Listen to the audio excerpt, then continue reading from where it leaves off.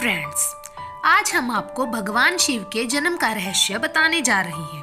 तो आइए शुरू करते हैं। शास्त्रों में देवों के देव महादेव शिव शंकर को प्रथम स्थान प्राप्त है। हमारी सृष्टि में ब्रह्मा जी सर्जनकर्ता, भगवान विष्णु जी संरक्षक और भगवान शिव विनाशक की भूमिका निभाते हैं। कहा जाता है कि यही त्रिदेव मिलकर ही प्रकृति का संचालन, निर्माण, पालक एवं संहार करते हैं।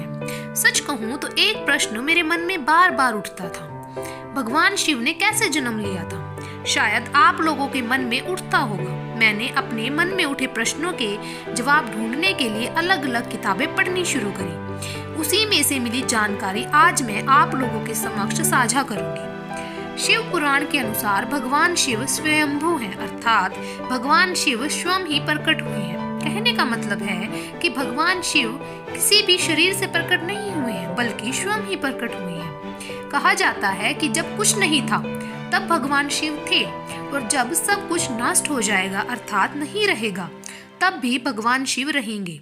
हिंदू धर्म में सबसे पुराने देवों के रूप में भगवान शिव की ही पूजा की जाती है। यही कारण है कि भगवान शिव को आदि देव भी कहा जाता है।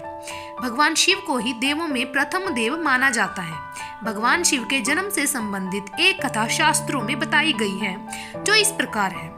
हुआ यह था कि एक बार ब्रह्मा जी और भगवान विष्णु के बीच इस बात को लेकर बहस छिड़ गई कि इन दोनों में से सबसे बड़ा और सर्वश्रेष्ठ कौन है। उन दोनों के मध्य बहस चल ही रही थी कि तभी भगवान शिव उन दोनों के बीच में एक रहस्यमय खंबे के रूप में प्रकट हो गए। उस रहस्यमय खंबे को देखने से उसका और छोर कहीं भी दिखाई नहीं दे रहा था। भगवान विष्णु और ब्रह्मा जी उस रहस्यमय खंबे को देख ही रहे थे, तभी उन्हें एक आकाशवाणी सुनाई पड़ी।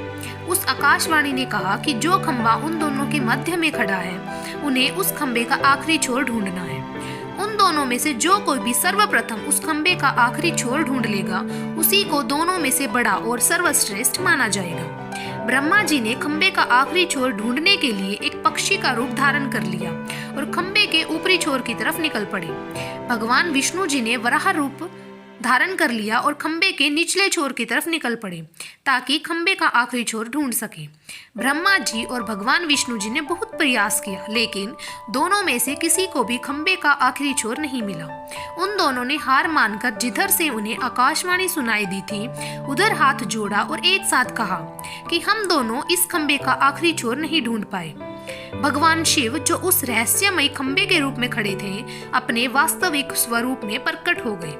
भगवान शिव को देखते ही उस समय से ही भगवान विष्णु और ब्रह्मा जी ने माना कि इस ब्रह्मांड को जो एक सर्वोच्च अदृश्य महाशक्ति चला रही है, वह और कोई नहीं, स्वयंभू भगवान शिव ही है। पौराणिक कथाओं में तो इतना तक कहा गया है कि खंबा प्रतीक रूप में भगवान शिव के कभी ना खत्म होने वाले स्वरूप ही बाद में आगे चलकर शिवलिंग के रूप में पूजा जाने लगा। भगवान शिव को संहारक देव भी कहा जाता है।